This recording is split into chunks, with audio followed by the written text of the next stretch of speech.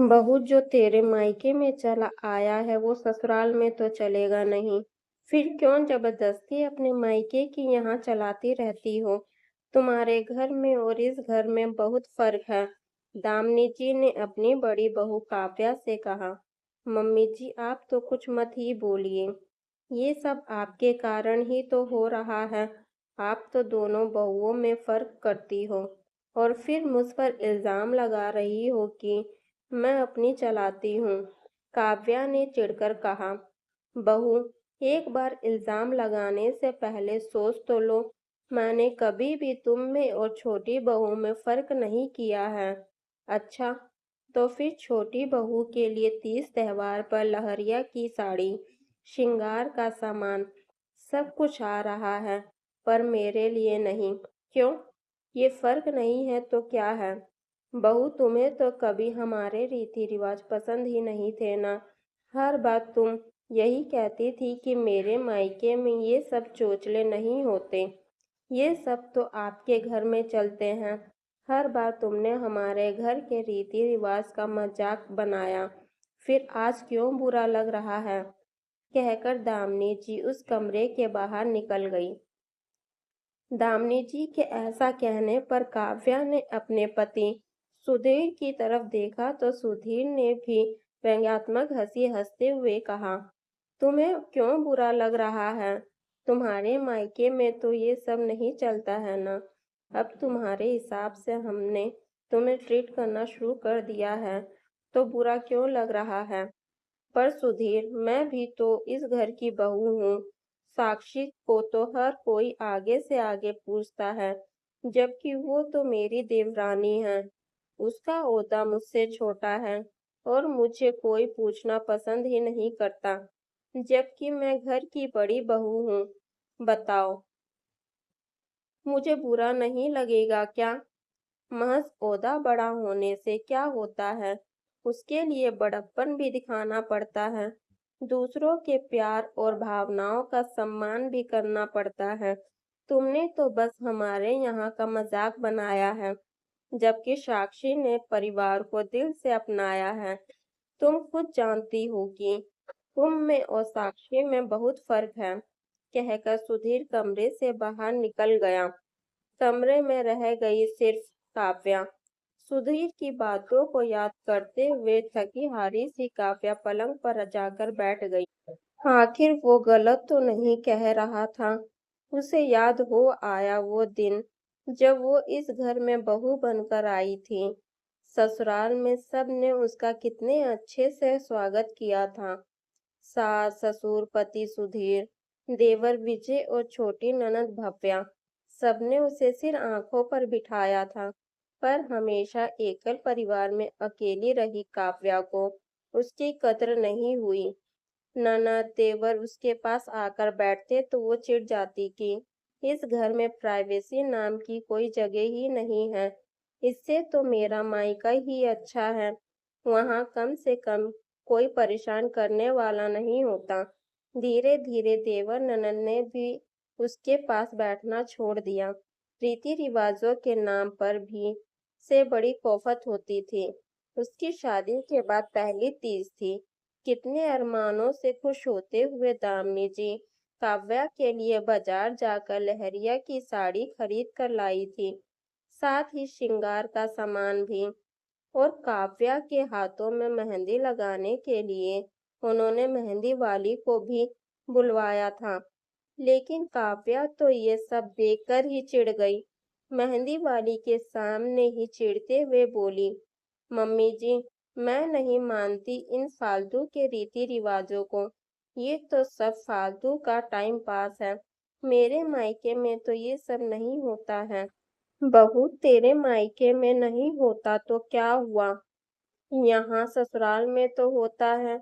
हमारे यहाँ तो तीज त्योहार बढ़ चढ़कर पूरे उत्साह के साथ मनाए जाते हैं। अब तुम इस घर की बहू बन चुकी हो, तो तुम्हें भी बन सवर कर त्योहार में हिस्सा लेना चाहिए। देखिए मम्मी जी, मुझे तो इन सब चीजों का शौक नहीं है और ना ही मैं इतनी देर मेहंदी लगाकर एक जगह बैठ सकती हूँ। अपनी शादी में लगवा ली वही बड़ी बात है। आपको लगवाना है, आप लोग लगवाइए, पर मेरे पीछे मत पड़िए, कहकर काव्या अपने कमरे में चली गई। पीछे दामिनी सी मेहंदी वाली का मुंह देखते रह गई। शाम को सुधीर ने काव्या से कहा, काव्या, मेहंदी लगवा लेती तो क्या हो जाता। देखो, मैं एक जगह मेहंदी लगाकर नहीं बैठ सकती और मुझे इन सब चीजों से कौफत होती है। देखो, तुम्हें पसंद नहीं, कोई बात नहीं, लेकिन मम्मी का मन रखने के लिए ही मेहंदी लगवा लेती। देखो, मुझे बनावटी बनने का शौक नहीं है। जो मुझे पसंद नहीं है, वो मुझे पसंद नहीं है। साफ कहना, सुखी रहना। मेरे मायके में तो ये सब नहीं होता था।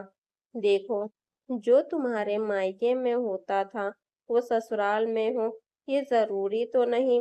हर घर का अपना सिस्टम होता है और अपने रीति रिवाज होते हैं। अब तुम ससुराल की सदस्य बन चुकी हो, तो तुम्हें यहाँ के रीति रिवाज अपनाने चाहिए। देखो, मुझे ये सब चोचले पसंद नहीं है और जो मैं बचपन से देखती आ रही हूँ, उसे एकदम से कैसे बदल दूँ। और वैसे भी मुझे तो ये रीति रिवाज टाइम पास वेस्टिंग लगते हैं। कहकर काव्या ने बात को खत्म किया। मेहंदी नहीं लगवानी कोई बात नहीं, लेकिन ना तो लहरिया की साड़ी पहनी और ना ही श्रृंगार का सामान इस्तेमाल किया। ये कहकर दामिनी जी को बुरा लगा, पर वो घर की शांति के लिए कुछ बोली नहीं। लेकिन काव्या तो ये सब अक्सर ही करती थी। हर तीज त्योहार पर अपनी मनमानी ही करती थी। उसे ससुराल के रीति रिवाज से या उनके तौर तरीकों से कोई लेना देना ही नहीं था। वो तो जो उसके मायके में चलता आया था, वही सब कर रही थी। एक बार सुधीर ने इस बारे में उसके मायके में बात की, तो काव्या ने घर पर आकर काफी झगड़ा किया, ये कहकर कि तुम मेरे मायके जाकर मेरी बुराई करते हो। उसके बाद दामिनी जी ने सुधीर को इस बारे में बात करने से मना कर दिया। साथ ही हर तीज त्योहार पर अपनी तरफ से उसके लिए तोहफे लाने बंद कर दिए। बस वो उसके हाथ में पैसे दे देती थी कि तुम्हें जो खरीदना है अपनी पसंद का खरीद लेना। लेकिन अभी 3 महीने पहले ही देवर विजय की शादी साक्षी के साथ हुई थी। साक्षी घर में सबके साथ मिलजुल कर चलने में विश्वास रखती थी। साथ ही हर तीज त्योहार में बढ़ चढ़कर हिस्सा लेती थी। ये देखकर दामिनी जी भी उसके लिए आगे से आगे तोहफे लेकर आई थी। अब तीज का त्योहार आने वाला था। दामिनी जी ने काव्या के हाथ में पैसे रख दिए कि वो अपने लिए जो लाना चाहती है ला सकती है, पर साक्षी के लिए खुद बाजार जाकर साड़ी और श्रृंगार का सामान लेकर आई थी। अब मेहंदी वाली साक्षी को मेहंदी लगा रही थी कि साक्षी ने दामिनी जी से कहा, मम्मी जी, भाभी जी को भी बुला लीजिए, वो भी मेहंदी लगवा लेंगी। दामिनी जी का मन तो नहीं था अंदर जाके काव्या को बुलाने का, पर साक्षी के सामने क्यों उसे बुरा बनाए, ये सोचकर वो काव्या को बुलाने कमरे में आ गई। लेकिन काव्या तो रड़ने के मूड में बैठी थी। आखिर साक्षी को इतना अटेंशन क्यों दिया जा रहा है? इस कारण उसने दामिनी जी और सुधीर से बहस कर ली। तभी बाहर सबके हंसने खिलाने की आवाज आने लगी।